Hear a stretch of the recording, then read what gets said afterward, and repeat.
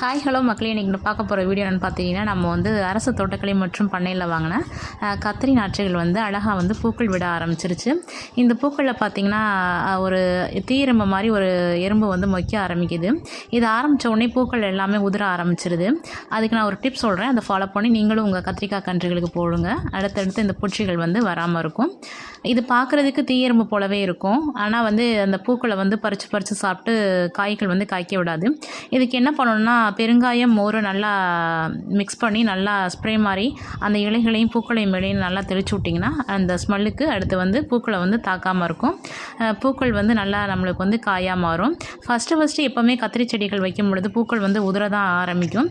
அது கத்திரி செடின்னு இல்லை, எந்த செடிகள் ஃபஸ்ட்டு காய்க்கும் போதும் பூக்கள் வந்து உதிர ஆரம்பிக்கும். அடுத்தடுத்து நம்மளுக்கு வந்து பூக்கள் வந்து பெருசாகி காய்கள் வந்து காய்க்க தர ஆரம்பிக்கும். அடுத்ததாக இது இன்னொரு கத்திரி நாற்று. இதுவும் பாருங்கள், இதுகள்லையும் அந்த பூச்சி தாக்குதல் இருக்கனால நான் பெருங்காயம் அந்த மோர் எல்லாம் நல்லா ஸ்ப்ரே மாதிரி பண்ணி விட்ருக்கேன். இப்போ வந்து தான் கொஞ்சம் காய்கள் வந்து பிடிக்க ஆரம்பிச்சிருக்கு. அந்த எறும்புகள் இருக்கிறனால அந்த பூக்களை வந்து பறித்து சாப்பிட்றது, அதனால் காய்கள் வந்து வைக்க மாட்டேங்குது. இந்த டிப்ஸை ஃபாலோ பண்ணி நீங்களும் உங்கள் கத்திரி நாற்றுகளுக்கு தெளிங்க. பெருங்காயத்தை நல்லா மோர் ரெண்டையும் நல்லா கலக்கிட்டு அந்த இலைகள் மேலே நான் தெளித்தேன். கொஞ்சம் வந்து இப்போ காய்கள் வந்து பிடிக்க ஆரம்பிச்சிருக்கு. இதே மாதிரி நீங்களும் பண்ணுங்கள். கத்திரி நாற்றுகள் வந்து சூப்பராக வளரும். அந்த ஸ்மெல்லுக்கு வந்து பெருங்காய ஸ்மெல்லுக்கு வந்து அந்த எறும்பு மாதிரி உள்ளது வந்து வராது. தீயெறும்பு மாதிரியே இருக்கும், ஆனால் தீயெறும்பு கிடையாது. அது வந்து இந்த பூச்சிகள் வெண்டைக்காய் கத்திரி நாற்றுகளை வந்து அதிகமாக இருக்கும்.